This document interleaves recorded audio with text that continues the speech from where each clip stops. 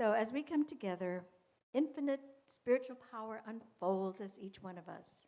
So after our prayer, we will rest in contemplation for 2 minutes.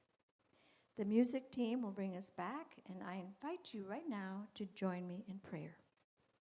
So just go within. Sweet, sweet Spirit, infinite presence, source of all that is, abounding with love, joy, possibility, and more. I know I am one with divine mind, one with all that is. I feel spiritual power in this oneness I see ripening, unfolding. Each breath welcomes new beginnings. I know many new adventures lie before each of us, and we are open to get to them all. Each of us is on this journey. I have the great ability to embrace all of my experiences.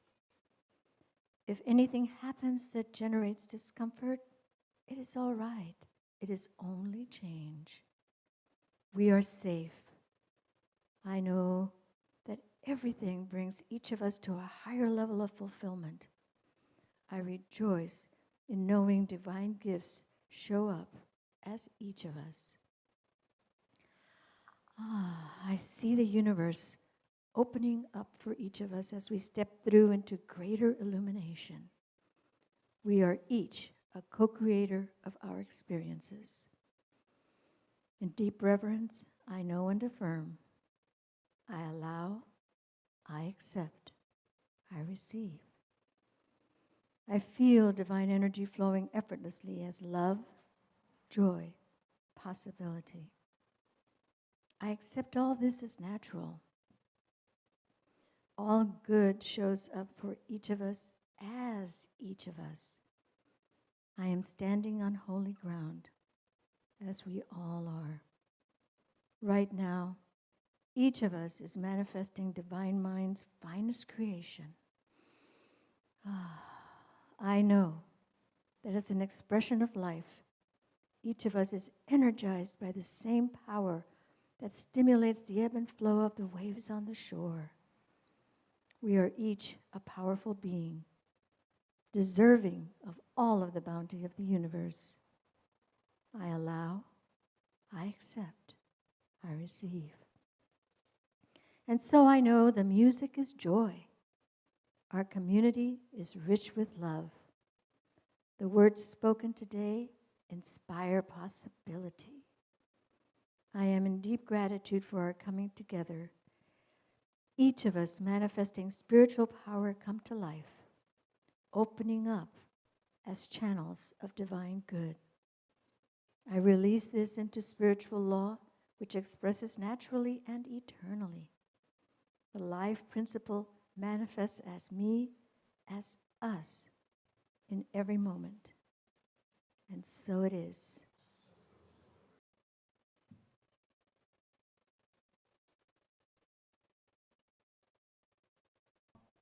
At our monthly practitioner meeting, which is always right before the first Sunday, I always ask the practitioners, what does that mean to you? What does the monthly theme mean to you?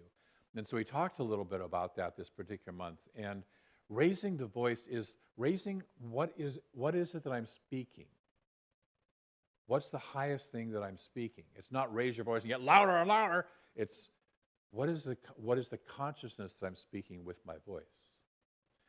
Don Miguel Ruiz in the 4 agreements, the first agreement is being impeccable with your word, which is using your word to lift up. And so that's the consciousness we're going to be looking at this month. And so today we're going to start with Confidence Unleashed, self-advocacy. And self is the capital S self, the spiritual self-advocacy. To advocate for that self, which sometimes gets clouded over, yes? You know, some of us, a few of us, most of us haven't, but a few of us, or you know people, have grown up in circumstances where you were taught to not raise your voice on any level, and you know some people like that, right? I know we're not, but so we're here to advocate for our capital S self, for our spiritual self, for our highest and most powerful self. And there are programs and techniques, there's processes that we can use to kind of build self-confidence. But if we build that on a foundation that doesn't really believe in the core of who I am, we're basically building on a foundation that will not support whatever structure we put on top of that. Yes? So, yes? Got that? Okay. So we have to have that foundation. We have to have that foundation of knowing and being aligned with our capital T, true capital S self, so we can share that, so we can express that, and it won't get swept away by a storm. So true self-confidence, true self-advocacy is a spiritual practice, not just a skill. And it acknowledges and expresses the divine wholeness within us, which we already are. Nudge your neighbor and say, you are already divinely whole.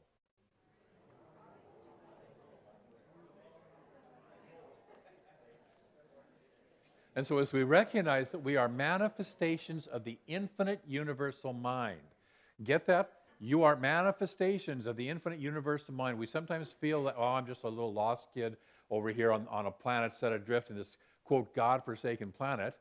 But we're not. We're manifestations of an infinite power and infinite presence, that we are co-creating the universe we experience, and that we're not lost little unworthy beings. Ernest Holmes says in this thing called You, we belong to the universe in which we live. We are one with the creative genius back of this vast array of ceaseless motion, this original flow of life. We are as much a part of it as the sun, the air, and the earth. Our soul belongs to the universe. Our mind is an outlet through which the creative intelligence of the universe seeks fulfillment. Say that with me. I am one with the creative genius. Breathe that in. So life reflects back to us what we express into it, yes? It's a mirror. If we view ourselves as worthless worms of the dust, victims of an original sin we did not commit, life will reflect that back to us. And we know lots of people who are doing that. But as we wake up, just a second here, as we don't lose our place, as we awaken from that dream and realize and remember who and what we really, really, really are, that we are actually the divine in expression, that we are original blessings, not original sinners, not original mistakes. We are original blessings, created in the consciousness expressed in the original story in Genesis 1, which is that God created everything, said, let it all be, and then looked at it and said, it's all good and really good. Yes? Remember that one? Yeah. That's the spiritual consciousness. Many of us were raised with the second creation story, which is that kind of judgmental, punishing, exclusionary set of gods. And if you read that story, there's not just one. They're talking to each other. The gods are talking to each other, which results in a whole different outlook of life. But that's not the God that Jesus taught. That's not the God the mystics share and experience. Mystics experience an infinite, all-inclusive love. Take a moment to breathe in and take a moment to feel that within you. That you are within an infinite field of love, an infinite field of wholeness. We all carry a list of things that, oh, this is the reason why I shouldn't have my good, or this is what I've done wrong, or this is what other people have done wrong to me. The universe, the infinite, does not care. It's not keeping a list. It's not Santa Claus. The infinite universe is pure love. Since our self-identity is creative, how and what we believe ourselves to be is reflected in the mirror of life. And so we're being called to be more. We're being called to really recognize who and what we are. See, we can get mad at the mirror if we see something in there that we don't like, instead of dealing with the source of the reflection, which is ourselves, our own beliefs. But the mirror is just reflecting who and what we are. At core, our lack of self-confidence is a belief in separation, that I am not holy, that I am not one of the divine, and every other, quote, sin, mistaken idea, mistaken belief, comes and flows from that one belief that I am separate from God, I'm separate from life, I'm separate from myself, I'm separate from you, I am separate from the planet. When we start to recognize that, no, we are one of all of this, truly, truly, truly at the cellular level, one of all of this. I remember Neil deGrasse Tyson talked about that when he stands and looks at the night sky, he says a lot of people will, when they look up at the stars, feel small because we're so, we can feel so insignificant in that field. He says, I look at the night sky and realize I'm one of that because my entire body is made literally of stardust, of the stars. The planet is made of that. We are one of the universe literally at the physical level as well as the spiritual level. That life energy is flowing through us. So we cannot actually be separate, but we can certainly align with the vibration of that belief. We can certainly feel that. None of you ever have, but people who have felt separate, yes? At some point in time in their lives? But we really aren't. We really aren't. But if we're in that vibration, it produces experiences, it produces appearances, it produces shadows, basically, on the wall, that out of that belief, to reinforce that belief. And so once I feel separate, I start creating experiences, I start creating appearances out here that look at me, that look back at me, reflect back to me, oh, you're separate, you're separate. Meanwhile, there's a truth sitting over here going, no, you're one, you're one. But we're sitting there going, no, let me pay attention over here. Look at this. Okay? And so it's what we're doing here today is saying, no, I'm going to turn my attention to my oneness, to who and what I really am, instead of listening to all that garbage out there. When we wake up and we realize the impossibility of actually being separate, and when we collapse it with statements of truth such as, I am holy, I am of the whole, I am of God, we start to heal the trauma. We start to heal all that stuff and let it go.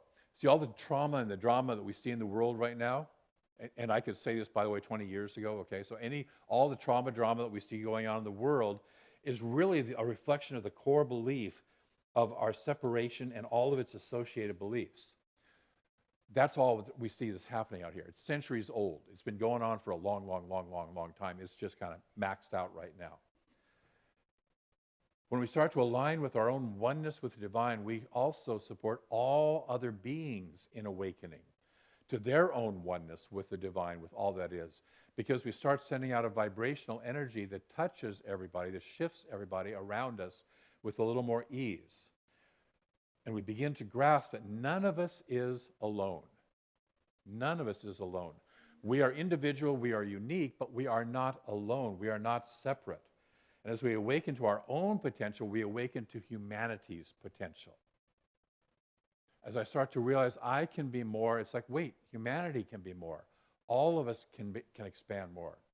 And all the current trauma drama is bringing us to a brink, to an edge, to a cliff, if you will, where we're either going to die or wake up, like in a dream. Have you ever been in one of those dreams where it's like you think you're going to die, or something, whatever is going to happen, and oh my God, it's terrible, and then you wake up and realize, oh, I'm in the comfort of my own bed.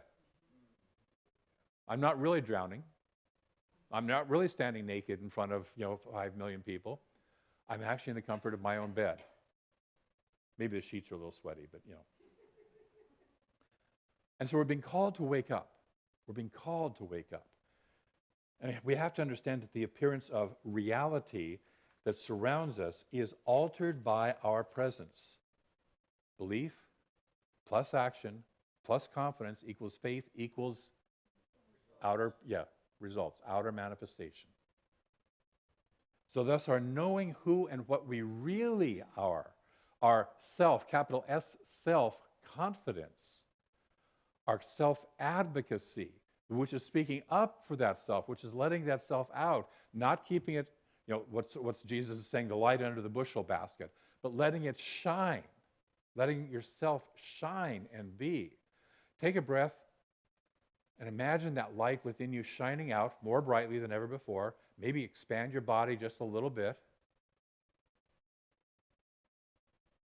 When we do this, it shifts the appearances and the experiences around us. And it's not just for ourselves, but for all.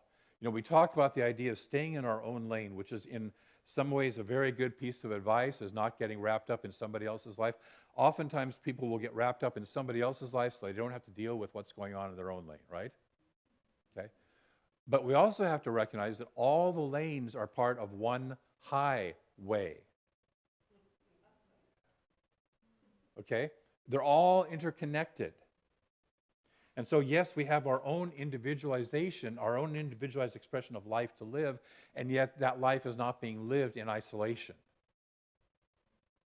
I was listening to a friend of mine this morning who was talking to another friend saying, you know, I know I'm not alone, I know I'm not alone. And it was just like, I know I'm not alone and feeling lonely and miserable. And the other person was trying to say, no, you're not alone in terms of being supported and loved, no matter where and what you're going through. And so to recognize that we are not alone, we are one. And thus our knowing who and what we really are, the self-confidence, the advocacy, shifts all that. And so our self-confidence comes from recognizing who we truly are, what we truly are, and how we serve. In other words, how we express in the world, which we may not even know. If I can share, Sandy came over this morning to say goodbye to Sunny, and before she took off. And they were sitting there in a conversation. Sandy kept going, well, this isn't really why I came here. This conversation isn't really why I came here. And we finally had to look at her and say, yes, it is why you really came here. It isn't that you knew or thought what was why you came here. How many of us have been in that? It's like we think we're here for one purpose, and all of a sudden we realize, no, there's something more, bigger, better happening. So we're in that process. How we serve is greater than oftentimes what we know. So in all of this, to move forward requires the release of the old. It requires releasing our old ideas about ourselves. Who am I? I'm a victim. I'm stuck. I'm not. I'm this old. I'm this. This, that, the other. Whatever definition we have of ourselves, we have to let go of it because we're more than any definition we have of ourselves. Yes. We are more than any definition we have of ourselves. We have to release the old. Jeremy last night came to me after the celebration, and he said, I was looking at that number 20 up there. And he said, and all I was seeing was the number 25. And so we have to release how was this last 20 years so we can move into the next 5, 10, 20, and not get stuck in one place.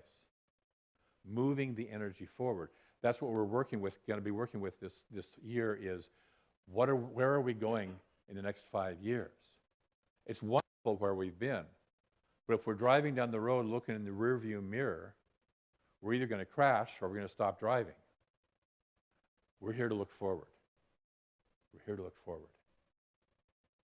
So just as autumn is the release of summer to allow the deep rest of winter, just as a plant has to release its seed stage so that it can grow into the flower, the tree, the whatever it is, we have to let go, and we must release our old ideas about who and what we are and how we serve. We must release seeking to relate to our ideas about God. Catch that? Our ideas about God. And start to seek to relate to this infinite presence, this infinite life itself, not through the screen of our thoughts and all that, but what is it really? Be more in touch with that. We have to release relating to ourselves through the ideas of who I am, and start to relate to ourselves through who am I really? Who am I beyond my definitions? The theme of the purpose statement for all of Centers for Spiritual Living is we are awakening to our spiritual magnificence. That's what you're doing here, by the way. That's what any Center for Spiritual Living is attempting to do, is help to all of us to remember and awaken to our spiritual magnificence. Nudge your neighbor and look at them and say, you are spiritually magnificent now.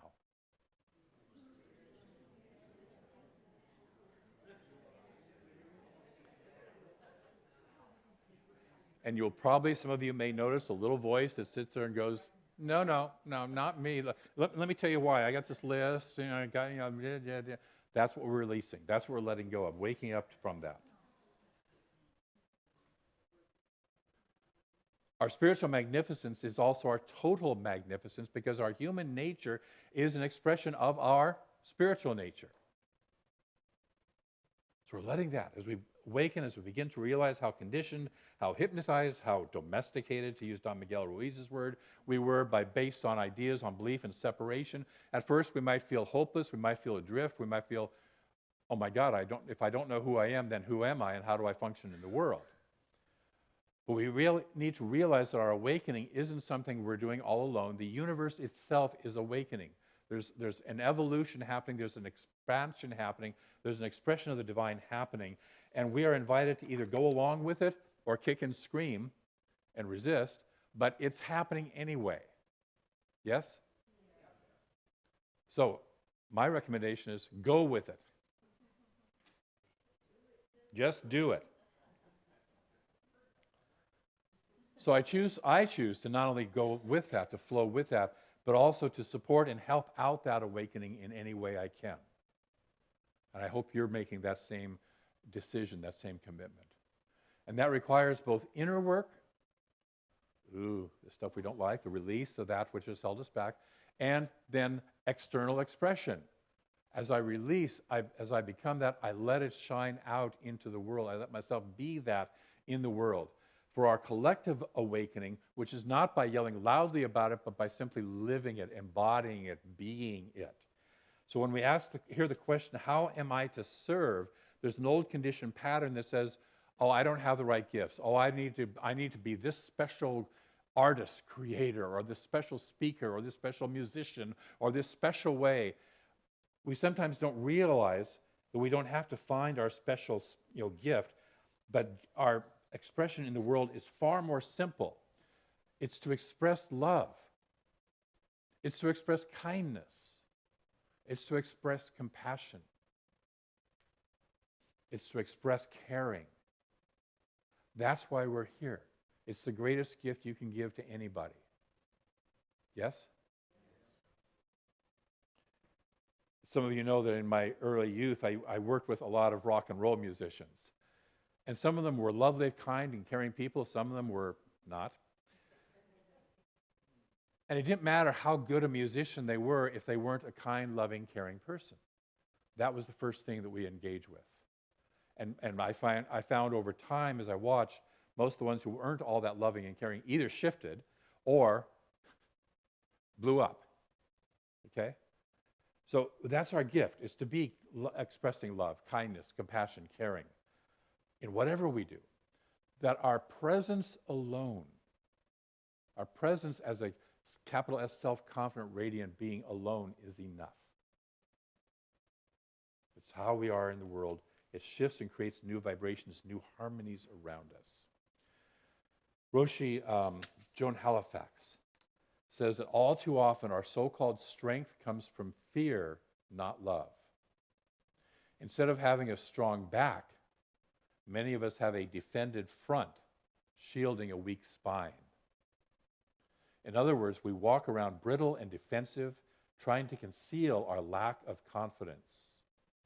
If we strengthen our backs, metaphorically speaking, she says, and develop a spine that's flexible and sturdy, then we can risk having a front that's soft and open. How can we give and accept care with strong back, soft front, compassion, moving past fear to a place of genuine tenderness? I believe it comes when we can truly be transparent, seeing the world clearly and letting the world see us clearly. That is the idea of into me see, intimacy. Realizing that what we are seeing around us now is the manifestation of centuries of old beliefs. So we are here to release that. We are here to stand in who we truly are, to stand in that self, capital S, confidence, and let it radiate.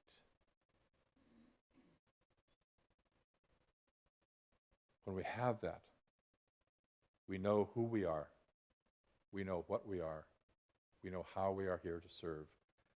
And we are the light of God, and we let that shine. So I'm going to invite you to take one spiritual practice on this week. To recognize that you are a conduit for a power greater than yourself. A conduit for a power greater than yourself. This is not something that I, David, have to do all by myself and lift the whole world. No, all I have to do is be a conduit for that which is already the world and is already expanding and expressing more. So recognize that we're a conduit for a power greater than ourselves. Release old beliefs in separation from the oneness. As you note those, as you go through your day, notice, am I coming from love and oneness, or am I coming from belief in separation and lack and limitation? And just notice, don't beat yourself up. Got it? Don't beat yourself up. But just notice, that's living right there. That's living right there. Just paying attention to it. And then let that power for good shine through you. Ask the wisdom within you to show you, to guide you in expressing your highest and best, knowing that the entire universe supports you in this. Are you willing to be that conduit this week? Great. I want to close with a quote from Ernest Holmes from The Science of Mind. 365 Days of Science of Mind. And this is a little kind of prayer for us. So take this in. Deep within my innermost being, I attune myself to the God-conscious being which I truly am. I permit God's perfect idea of me to be manifest, to flow forth into expression. I know that in my true self, I am joy, for I am God life. My life is buoyant, vivacious, sparkling, and free. The way is made clear before me, and it is filled with joy and harmony. I invite you to let your life be vivacious, bubbling, sparkling, and joyous. Willing to play with that this week? Okay. Yep. Our vivacious practitioner back there. And I know she's being silly. So we have an affirmation. Say this with me. I am holy. I am of the whole. I am free. I let my God light shine. And so I do, and so it is.